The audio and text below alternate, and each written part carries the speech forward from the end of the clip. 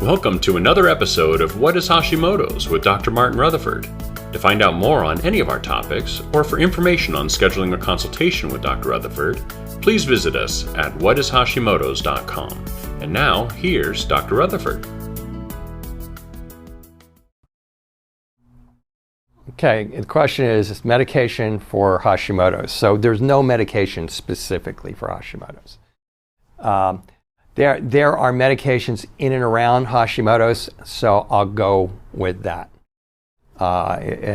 So the number one medication that is used mostly by alternative functional medicine practitioners is low-dose naltrexone. Low-dose naltrexone goes in, dampens the inflammation, creates an effect in your system that kind of increases your endorphins, makes you feel better, and so that can dampen immune responses by just calming that whole system down. It's a favorite for alternative medical doctors, and I tried it. For those of you who don't know, I have Hashimoto's. I tried it years ago. I think it made me feel better, but it gave me horrible nightmares and horrible dreams. And I hear that a lot. I've heard that a lot from people who take it. So that's number one. That's not for Hashimoto's.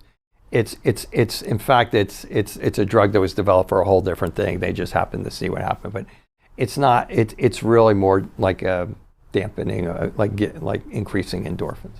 Okay, then the next drugs. Well, the next drugs, none of these drugs are made for Hashimoto's. Hashimoto's is a thyroid problem, okay? So the drug for Hashimoto's is take a thyroid medication. Especially in the medical world, that's basically their whole solution. We'll come back to that in a second. If there were a drug for Hashimoto's, it would be the one that's already there for autoimmune problems. So if you're watching this and you have rheumatoid arthritis, or you have lupus, or you have Sjogren's, or you have ulcerative colitis, or something like that, that's autoimmune, what do they give you? They give you a steroid. Because why? Because it decreases and ultimately dampens and maybe even crushes the immune system. So it comes with its whole set of side effects, which I don't have to go into. I'm probably sure a lot of you are going, I don't want to take a steroid for the rest of my life, and you'd be right. I don't know that it would ever reach the level of taking an immunoglobulin therapy, which is another therapy for autoimmunity. But the point is Hashimoto's is an autoimmune problem. It's not primarily a thyroid problem. Some of you go, oh, it's a thyroid problem. Well, is lupus primarily a skin problem? Is rheumatoid arthritis primarily like a joint tissue problem? No, they're primarily autoimmune problems. That's why they give you steroids to dampen the immune inflammation. It's the same thing with the thyroid. So if you wanted a medication, so I've had patients that have come in and said, one more thing I wanted to ask you, like as I was doing their history, it's like, I had this thing happen to me and they gave me steroids for like 10 days and I felt like enormously better. And all of my anxiety went, and my heart palpitations went out. And I said, yeah, because for 10 days, your immune system was put out of commission. It couldn't flare up and attack you. So from that perspective, and I'm not suggesting you do this, by the way, okay, but from that perspective, anti-inflammatories, steroids would be more appropriate because they would be dampening immune inflammation, which in turn would attack your thyroid. Or if you had Hashimoto's and rheumatoid arthritis and lupus and all these other things, it would in turn dampen immune responses to all of them. So those are drugs that would probably be appropriate, at least short term, for in an autoimmune thyroid disease. But there is no drug for autoimmune thyroid disease. And let me just say one thing about thyroid medication. I take thyroid medication.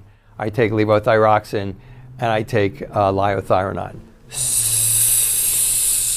I know a lot of you out there going, no, I'll never take a drug. For thyroid, it's a little different. Once you get everything calmed down and under control by figuring out what your triggers are, getting your irritable bowel syndrome under control and dampening your anxiety, all the things that flare up immune responses against self-tissue, in your particular case, Hashimoto's, And now your numbers become usable. Your thyroid TSH and your T4 and your 3 become usable because they're not being affected by all that. And you still have hypothyroid. The medication, the proper, the right drug, because some people react to natural, some people do better than natural, some people react to levothyroxine, some people do better than that, some people can't take the inventory. Once you find the right medication for you, it is better long term. It keeps your thyroid more stable. Why is that? Because the T4 hormone that's in several of the medications, whether it's synthetic or whether it's natural, and the T3 hormone in the natural, okay, they're steroids. Oh, what did I just say? I said I said their steroids might be a good thing. Their steroids on a much lower level, they're not going to crush your whole immune system. And they're going to go in and they're going to dampen inflammation in areas that are going to be very intimate to your thyroid and your thyroid biochemistry.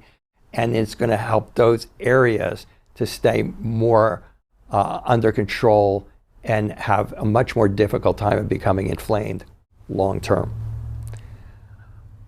I didn't come to this determination at all. I go to symposiums all the time, and this data started coming out about 6 years ago. I want to say 5 or 6 years ago, maybe even 4. But it was somewhere in there that this data started coming out. Like, if you can, start your patients off with thyroid hormone. For those of you who are on thyroid hormone and you're getting treated by an alternative practitioner, stay on it. For those of you who are not, it can be a real crapshoot trying to find a doctor who will find the right medication for you, especially at the right dose in the beginning. And I don't have patients do that. If they're not on thyroid hormone when they come in here, I treat them without it. And then at the end, we test. And if it's appropriate, then I refer them for proper thyroid hormone treatment. So that's kind of the skinny on medications and Hashimoto's. Thank you for joining us for another episode of What is Hashimoto's? To find out more on any of our topics, or for information on scheduling a consultation with Dr. Rutherford, please visit us at whatishashimotos.com.